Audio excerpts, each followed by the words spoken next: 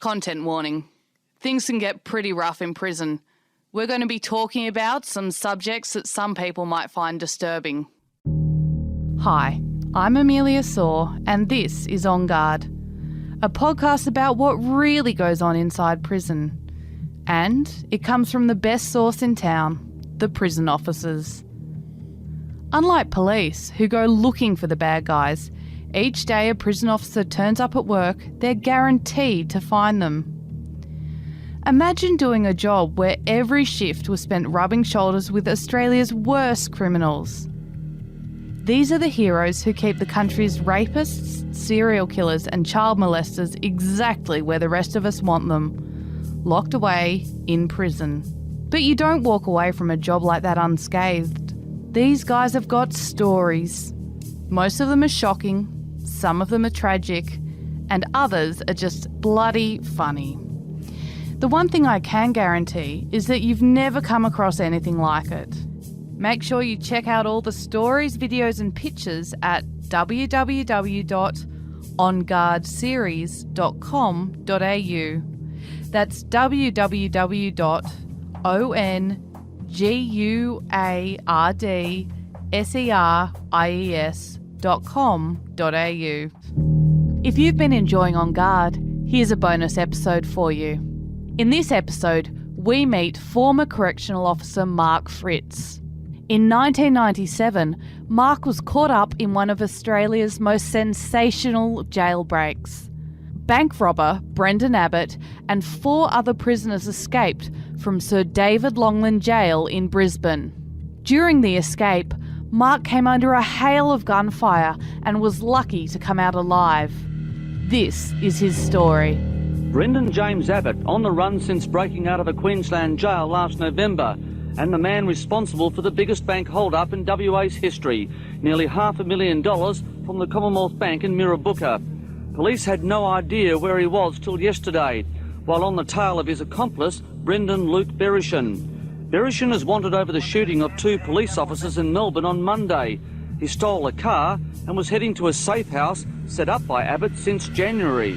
Berishan is believed to have masterminded Abbott's escape from a Brisbane jail, shooting at prison guards. Both are also suspects of 2 recent armour guard heists in Melbourne.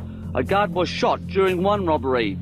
The pair is now believed to be driving a blue Toyota Land Cruiser. Police have issued a nationwide alert warning service station operators and hotel owners to be on guard. What happened, it was the 5th of November, 1997, I think it was, 1997, and it was the night of Melbourne Cup night. Oh, yeah. And at that stage, I was working at a centre called Sir David Longland's Correctional Centre in Brisbane, and which is now called Brisbane Correctional Centre. But I was working there, and we used to do turns of going in the primitive vehicle. Mm-hmm. So we would do 2 or 3 hour stints. I can't recall now. And it was my turn with another officer, and so this was roughly around about probably just before midnight. Mm. And in those days, the primitive vehicle used to do constant patrols, and it was an armour-plated vehicle, as far as it was a Toyota Land Cruiser that had been modified, and a fair amount of it was actually armour-plated. And so we went out and we hopped in the vehicle, and the jail is actually situated on it's called Station Road, and it's normally a really busy road. But because it was Melbourne Cup night, the Tuesday night, there was very little traffic. And I was sitting there and I watched the car come around the corner. It came up from Grindle Street and it turned into Station Station Road, I think it is. Turned into Station Road and it was heading north. But it was driving very slowly, which I thought was suspicious because that time of the night, with no traffic on the roads, they normally kind of hoon along there a fair bit. Sure. And it was travelling slowly. Yeah. And at the entrance to the jail, they had great big water tanks. Yeah. In case of a fire, or whatever. Anyway, so I saw the vehicle, but it didn't go past the water tanks. And so I said to my offside, I think there's a vehicle at the bottom of the driveway. Like, what kind of vehicle was it? Like a patrol vehicle? It was a sedan of some description. Right. because it was night and, you know, it was just the car lights type of thing. Yeah. But it would be a sedan of some description. Yeah. And it didn't go past the jail type of thing. It didn't go past the entrance to the jail. So by the time we hopped in the vehicle, we drove around and went down there. There was no vehicle there. And I just said to my officer, I said, I've got a bit of a sixth instinct that something's not right. I said, let's go for a drive around the perimeter. And the perimeter was probably about, I'm trying to think now, maybe it would have been about maybe 3 or 4 kilometre perimeter. And so we started driving around the perimeter. And when we got around the back of the jail, there was always a lot of wildlife around. And but this particular night, there was no wildlife. And I said to my officer again, I said, there's something strange. I mean, I've got a gut feeling there's something not right, you know. And he said, oh, well, you know, I can't see anything. And, you know, and in those days, there was scrub used to come right up to the perimeter road. And I said, okay, so we went back and we're just waiting out the front of the main entrance of the jail. And it's probably about 10 or 15 minutes later, we received the call over the radio. And the call was, I'll never forget it, 5 inmates escaping out of Zone 7. 5 inmates escaping. What was the second bit? Out of Zone 7, which is just a section of the perimeter fence, because they're all marked off in zones. And the guy that was in the perimeter that night, he was a bit of a joker. And we thought he wouldn't be joking about this, so we took off type of thing, you know. And as we came around the back of the jail, there was a bit of a small rise, and we're going up the rise. So I was in the passenger seat, and I said to my officer, I said, well, I won't say the exact words, but I said, there's someone standing on the fence line. And like outside the jail, but right on the fence line. And with that, we just come out of like a hail of gunfire. And we thought, oh, geez, what's happening here? And then all of a sudden... Towards you, or you could towards us, yeah, towards us, you know. How far was it from you? Probably, I'd say approximately 100 metres. Wow. And did you could just tell they were shooting at you? You didn't feel the bullets rush past you, or? Yeah, they started hitting the vehicle. Wow. And then what happened was the vehicle stalled. And so I said to my mate, I said, let's start it up. He said, it won't start. But, well, you must have been terrified, or like, how long did the bullets hit the car for? Where were they hitting on the car? They were hitting the windscreen. Oh my God, did it smash? No, because as I said, the vehicle had been armour plated. Oh, okay. But what had happened, so then our procedure was that I then jumped in the back of the vehicle, because we had weapons in the vehicle ourselves, you know. Yeah. So I jumped in the back of the vehicle, but if you could imagine that the gun portholes were actually on the side of the vehicle, and this was happening directly in front of us. So I couldn't do anything as far as trying to prevent the escape by returning fire, and procedure was that we stayed in the vehicle naturally. And so then I just watched it all happen. And there was actually 2 people involved. There was a guy that was on the fence line. He had a firearm. And then there was someone that was on a bit of a ridge at the side of the jail. And because, as you know, perimeter is all surrounded by lights. And I was in the back, and we were pretty well illuminated. And so what were you doing in the back? Were you like... What were you hiding, or what? No, what I was doing in the back was I grabbed the weapon and then realised that I couldn't use it because the gun portholes were only on the side of the vehicle. So then I just remained in the back of the vehicle and observed what was happening in front of me. Oh, okay. And that's when I saw 5 inmates run across the road, and one of the inmates actually turned and looked at us, and I recognised him. Oh, and I reckon it was Abbott? And it was Oliver Lindsay. Because it was Oliver Lindsay. Yeah, he was the only guy that I recognised, because he actually looked at us. Yeah. And then they ran off into the bush. In the meantime, I was in the back of the vehicle, and every time I used to stick my head up, we'd come under gunfire again from the guy that was up on the ridge. Yeah.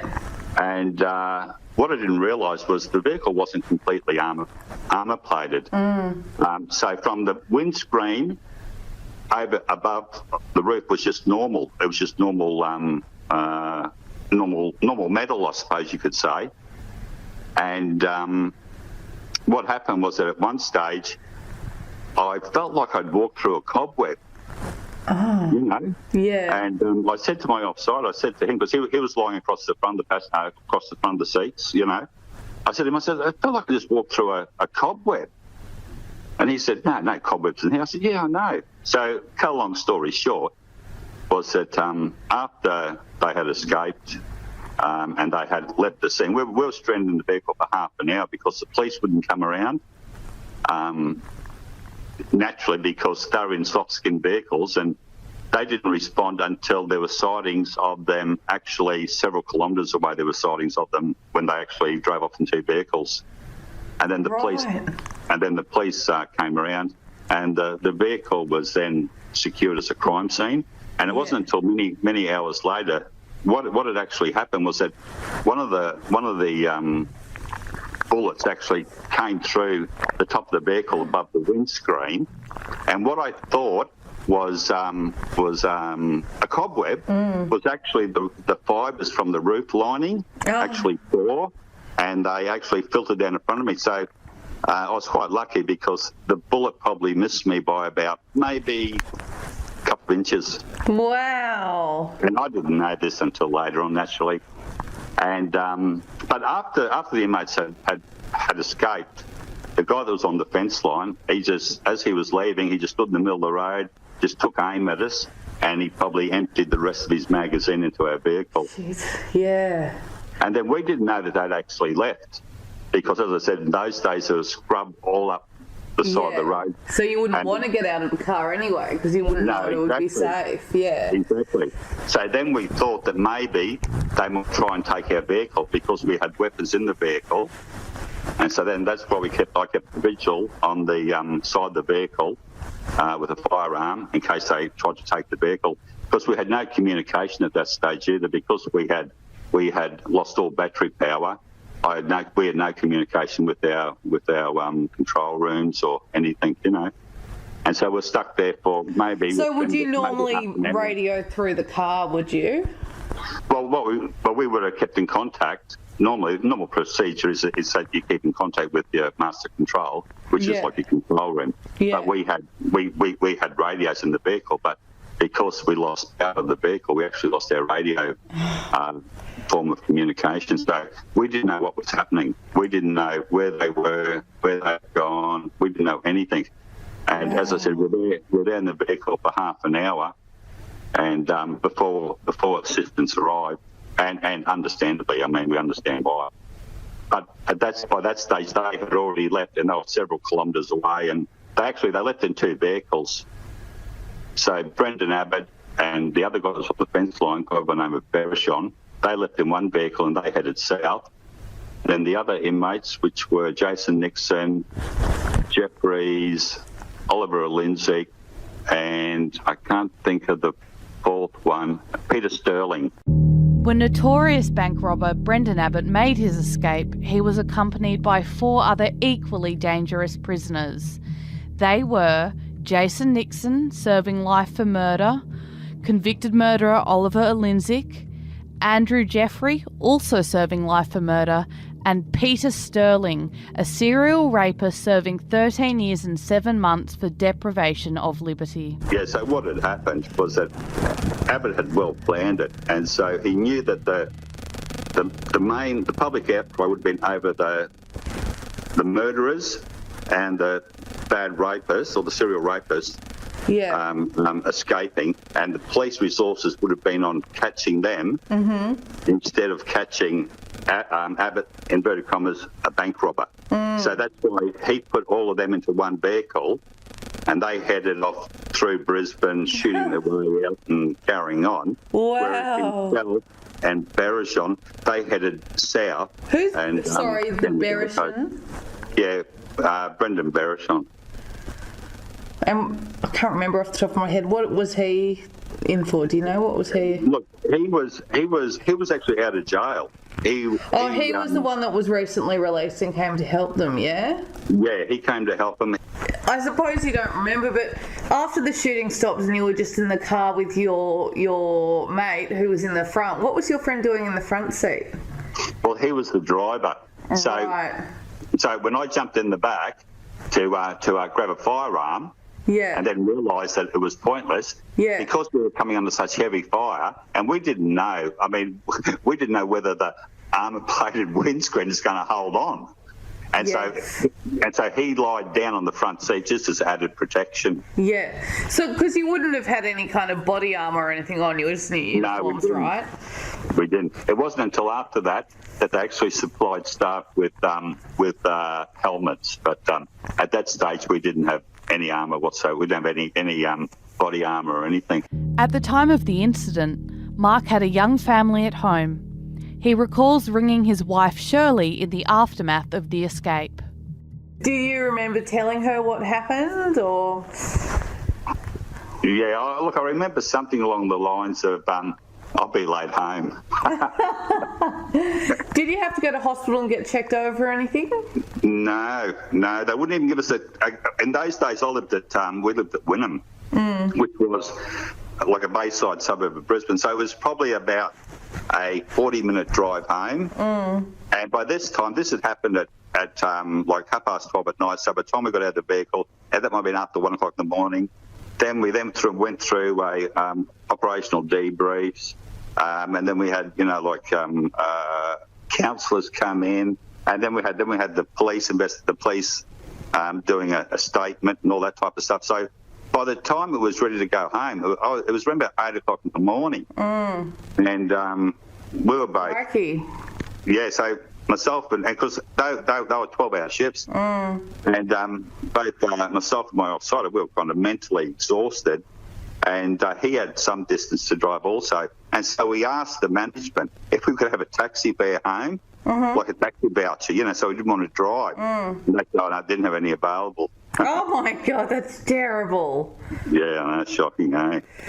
Shocking. Wow. So, and you had little kids by then? So, like, you obviously... Yeah, our eldest was probably around about 12 or 13, and our daughter was probably around about 8 or 9. And did that give you kind of any PTSD or anything? Did it affect you? No, they never. It affected my my offsider. He was off work for 12 months. Wow. He came back. He probably only did about another 2 months, and then he left the job completely. Yeah. I kind of, I suppose mentally, I said to myself, it's not going to affect me, and that's how I did it. I'm no hero, but I just thought to myself, I just probably tried to say to myself, well, this is part of the job. I know it's not, but that's probably what I kind of said to myself. Yeah. And I tried. I just had my days off, because after that shift I was actually on about 3 or 4 days off. So I had my days off, and then I returned to work, and I did another 20 years. But a funny thing was that with Brendan Abbott, when he was recaptured and he was sentenced and everything else, he was never allowed to be placed in the same jail as myself, because he said he feared for his safety.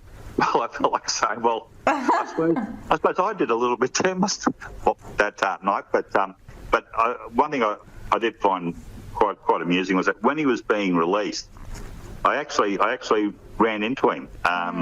Well, I actually saw him. They actually transferred him to Brisbane Correctional Centre from Woodford, and he saw me and he asked me if he could have a word to me. I said, oh, yeah, because I didn't. To me, it wasn't a personal thing. And he said that to me. He said, look, boss, they used to call me boss, Look, he said, boss, what happened there in 97? He said it wasn't personal. Yeah. Okay, fair enough, But But I never took it personal. I mean, I never took it personally. I managed Oliver Lindsay and Jason Nixon for many years later when they were in the Supermax. I was in charge of the Supermax at Brisbane Correctional Centre. I managed them when they were in there, and it never affected the way I managed them or any of that type of stuff. I just took it as part of the job, you know. I mean, maybe it did affect me, and I just didn't realise it. I'm not too sure, you know. Or maybe I'm just a bit of a nut anyway. I mean, I don't know. Are there any other kind of well-known inmates that you had any run-ins with or that stick in your mind? Oh, look, I had dealings with, as you could imagine, I mean, hundreds and thousands, I suppose, of inmates during that time. And I always refer to, because people ask me a question, they said, who have you dealt with? I said, well, I use 3 words. I've dealt with the mad, the bad, and the sad. And the what? You know, sad, S-A-D. Yeah. Mad, bad, and sad. I mean, and those are the 3 types of inmates that I've actually dealt with. If I could think of any particular ones, I mean, look, it's a question that's been asked of me quite often. And as soon as I mention one inmate, I think, oh, hang on, no, this other bloke, he was worse, or there's, you know, I mean, I'm involved in all the riots in 1983 and 1987 at Boggeray Jail. I've been involved in a lot of stuff over the years.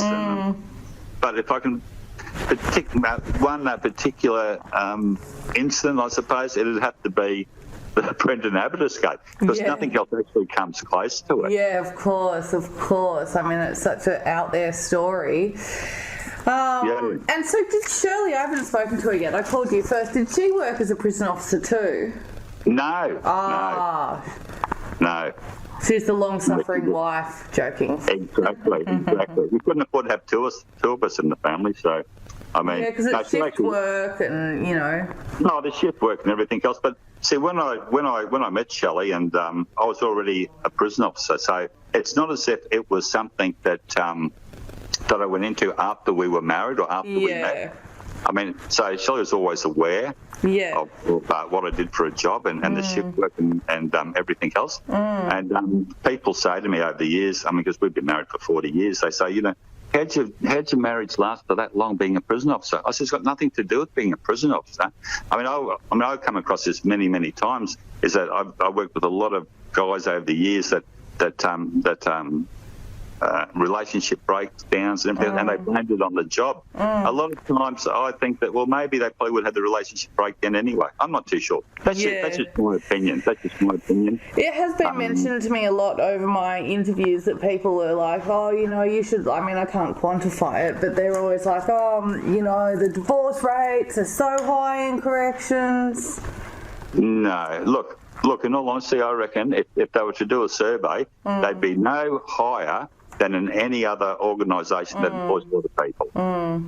You know, they'd be no higher than the police force, they'd be no higher than the fireys, the AMBOs, BHP or whatever. You know, but as I said, then again, that's just my own personal opinion, only because I think that sometimes people use the job as an excuse to say, you know, my marriage or my relationship wouldn't have failed if I didn't have to do night shifts, or I didn't deal with excuse the French arseholes. But as I said, I've always kept my work life separate from my private life, and this is probably something over the years that's actually frustrated my wife and my kids, is that they knew very little about my work, but that's how I managed it. I mean, I didn't want them to know about the rapes I saw, or the self-harms, or... I mean, I was at Sir David Longman's for a period, and we had 20 murders. Oh, my God.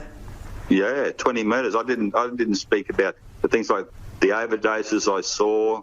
And, I mean, I can recall a situation where an inmate was working in the main laundry, and he'd come across a syringe, and he had some heroin, and he was in the toilet and he overdosed, stuck in his arm, he overdosed. He was dead. Another inmate was walking past, saw him lying on the floor, you know, unconscious, with a needle sticking out of his arm. This inmate grabs the needle out of his arm and sticks it into his own arm, hoping that there's enough still left on there for a fix. Holy... Crap. So just some of those things, I just didn't think it was relevant or necessary to tell my family about. Yeah, so how did you unwind? With your mates from work? Did you go to the pub? How do you... I never sought any professional help at all. I mean, at times it was forced upon me because it was part of procedure, after an incident. But I mainly just did it through talking with my peers and then making a joke about it. Did you, in that Abbott escape, did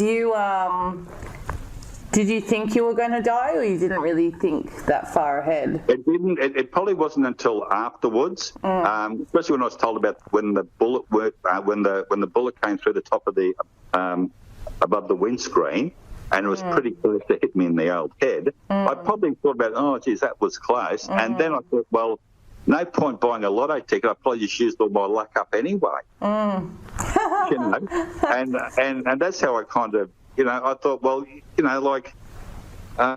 it was going to happen, it was going to happen. I mean, I couldn't have changed it. Yeah. And what happened that night, I wouldn't change anything that happened that night. I mean, we did what we had to do, the best we could do with what we had, and that's it. I mean, naturally, there were critics, even amongst my own peers, who said to me things like, oh, you should have jumped out of the vehicle and started firing. I said, but that wasn't the procedure. The procedure was you stayed in the vehicle. That's why it was armour plated. Yeah. Just that type of stuff, and that happened. And that probably saved your life. Yeah, that's it. If I had hopped out, they would have shot me. Yeah. That's it. When we went up to with the police, we went up to where they got out the fence line, and they were using a high caliber rifle, which is called an SLR, and in their getaway, they dropped a heap of rounds. Now, the rounds that they dropped, they were .762 millimetre long rounds. So they were roughly nearly 3 inches long. And they were specially designed for armour-plated vehicles. God, so they were out to kill. Yeah, they knew what we had, so they just upped the ante. God, it's terrible. And so they knew that we had an armour-plated vehicle. And they knew that if they couldn't stop us, we would have stopped them, because we were pretty well armed. We had shotguns, we had 357 Magnums, we had and a long firearm. So we were pretty well armed in the vehicle. So they knew that. Yeah. So then they just upped the ante. If we had and then after that, the government, a knee-jerk reaction, they went and bought all Hummers. Right. And so if we had had a Hummer that night, they probably would have had a grenade launcher. You see what I'm trying to do? Yeah. So it doesn't matter what you do. I mean, they just if you up the ante, they just up the ante one more, and so it keeps going to where does it stop? And I suppose the thing that gave us the false sense of security was that they just spent about $60 million upgrading the security at the Sir David Lawrence Correctional Centre. And so that's why when we heard that 5 inmates were escaping, we're thinking, that's impossible. So how did they get out of I know they had the guy on the outside, and how did they get out of the fence? They cut through it or something? Yeah, well, what had happened, from the outside, so the guys who were on the outside, they cut through the fence, and they used and we had rolls and rolls of razor wire, and then they used proper spreaders to spread the razor wire, but then they also threw over firearms over the fence for them. Oh. So threw over firearms over the fence, and then how they got out of their cells was that it was how they got out of their cells, it was a departmental blunder. Right. What had happened was that they had decided, several months before that, they'd decided to reduce the overtime bill. And so if someone went sick, a staff member, they didn't replace them. Oh, my God. So prisoners were left unsupervised. So whilst these prisoners were left unsupervised, Abbott and Co., they smuggled in what they called angel wire. Yeah. Which is a diamond tip like hacksaw wire, Yeah. but it falls down to about the size of your nail. So then they use that to cut through the bars, and because they were that short staffed, they weren't doing any cell checks, bar checks, and that's how they did it. Wow. So they must have known you were short staffed that night. Oh, they knew but this has been happening for months. Right. To cut through the bars and to do what they did actually took several weeks. Oh, they did it slowly, I see. They did it slowly. But because, as I said, they knew that the centres were operating, they used to call it operational staffing. So what they would do, if an officer went sick, they wouldn't man that post or wouldn't man that accommodation unit. So then the inmates left up to their own devices. Yeah, right. But in return, the department saved overtime money. Yeah. Gosh. In the end, it cost them millions and millions of dollars. I ask Mark whether he thinks the incident has affected him or his mental health. I mean, I don't get anxious when I speak about it or that anymore. I mean, Yeah, good. That's just in the past now, and I've moved on. Yeah. And as I said, I did another 20 years after that. Yeah. So, I mean, it's not as if it affected my career or anything like that, you know. Good on you. One of the lucky ones. Yeah, look, I am. Look, I know a lot of my friends, good mates, that all of a sudden they just fell over, PTSD and all that. And look, I understand. I'm fortunate. I don't know why. Maybe I've got good support from my wife. I've had a lot of good friends. And I've always considered it just to be a job. Yeah. I've never considered it to be anything else. Yeah. I just consider it to be a job. I'm performing community service as such, which isn't recognised. But I don't go to work to be for recognition. Yeah. You know, my recognition is that they pay me a reasonable wage. It's always been an above average paying job. I hear all the remarks. I hear all the comments about lowly paid and everything else. Well, I can tell you that, as I said, I joined in 1977, and for the first probably 15 years of our married life, my wife never had to work, and we had children. So, you know, and we lived quite a comfortable life. Yeah. But see, sometimes people want to get paid exorbitant amounts of money when the job really, it's not a dangerous job day in, day out. If you understand what I'm trying to say. I mean, I've never been assaulted.